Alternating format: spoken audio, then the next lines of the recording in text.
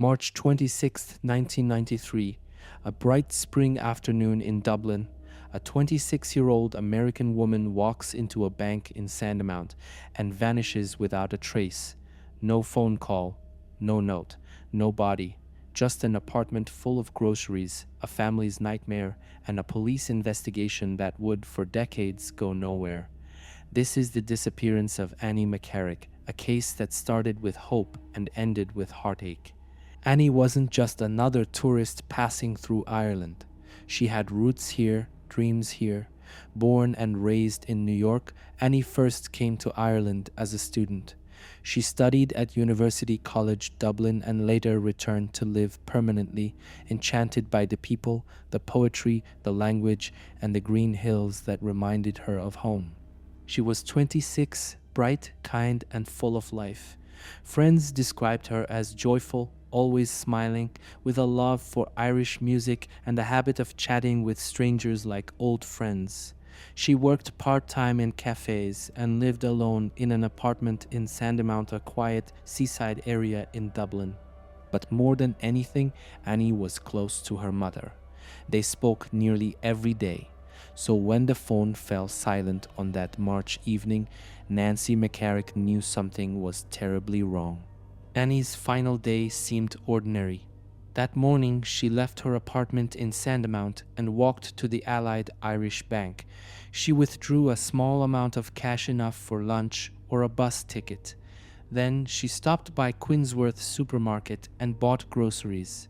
Witnesses said she was alone, smiling, relaxed. But Annie never came home.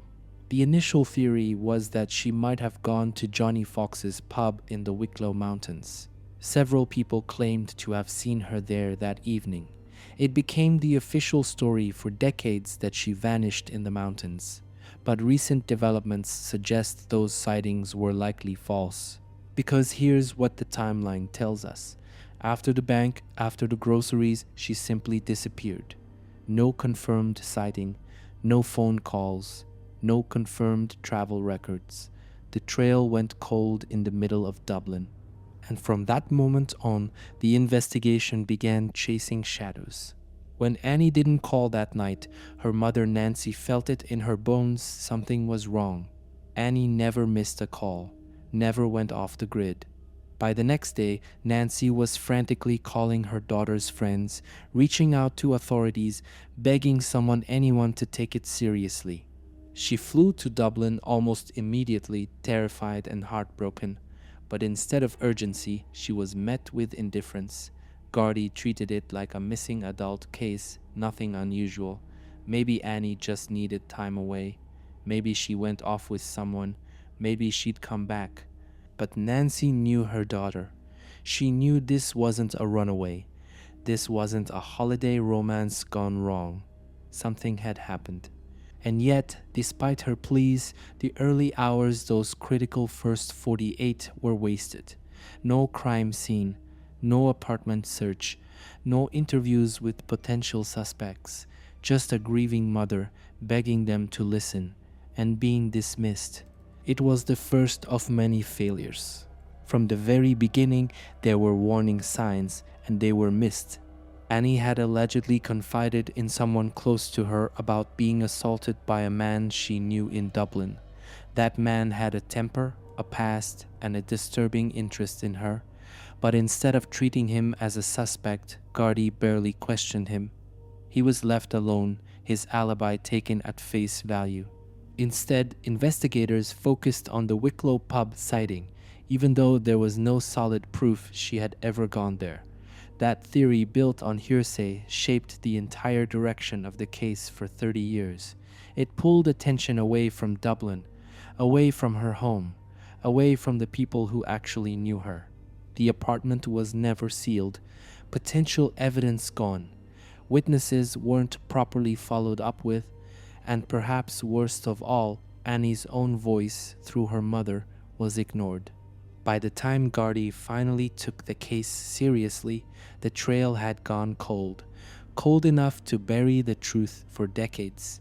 For 30 years, Annie McCarrick's name faded from the headlines, but never from her family's hearts. Nancy McCarrick returned to the United States without her daughter.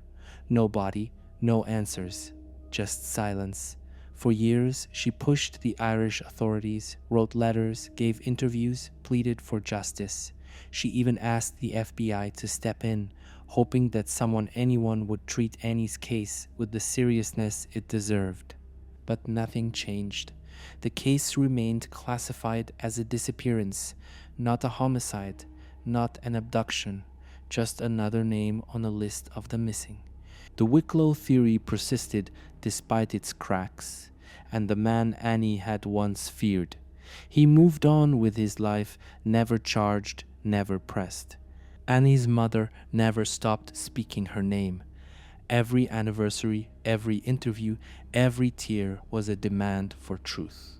But behind closed doors, it seemed the system had given up, until something shifted. In March of the year 2023, exactly 30 years after Annie disappeared, the Gardaí finally reclassified her case as a murder. For the McCarrick family, it was a bittersweet moment. After 3 decades of denial, authorities were admitting what Nancy had always known. Annie didn't leave. Annie didn't run away. Annie had been taken. The new team of detectives did what should have been done from the start. They reopened files, re-examined old witness statements, and shifted the focus back to where it always should have been: Dublin. And with that shift came a new suspect. Not a stranger, not a name from the wilderness of Wicklow, but someone from Annie's life in the city. A man in his 60s with a violent past and a long-standing obsession with her. He had been interviewed briefly in the early days and then forgotten. Now, 30 years later, he was back in the spotlight. In June of the year 2025, Gardaí made their move. A man in his early 60s was arrested on suspicion of murdering Annie McCarrick. He had lived at a quiet home on Monastery Walk in Clondalkin back in the 1990s. That house, now owned by someone else, became the epicenter of a major forensic operation. Gardaí brought in power tools, cadaver dogs, and specialist search teams. They dug through the garden. They broke up flooring inside. They were looking for one thing: a body. This man was not a new face. Annie knew him. She had allegedly told someone close that he had once assaulted her. He had been interviewed briefly in the early investigation, but dismissed without real scrutiny. 30 years later, the same man was brought in for questioning. He gave multiple alibis, but the stories didn't line up. Still, after 24 hours in custody, he was released without charge. Legally, Gardaí couldn't hold him any longer, but they never stopped digging. Because now they had more than suspicion, they had a location, and they had momentum. While Gardaí tore through concrete in Clondalkin, Annie's mother watched from across the ocean, hopeful but exhausted. Nancy McCarrick is now in her 80s. For more than 3 decades, she has lived with unanswered questions, false leads, and official silence. And now, with her health fading, time is no longer on her side. She and Annie's Aunt Maureen have spoken out fiercely in recent days. They've called the original investigation botched, saying Gardaí ignored the one person Annie had warned them about. They feel vindicated that the suspect is finally being investigated, but furious it took this long. "They didn't listen to us," Maureen said. "Annie told us she was afraid. We told the police, and they did nothing." Today, the family clings to the hope that the digging in Clondalkin will uncover the truth. But after 32 years of waiting, they've learned not to celebrate too early.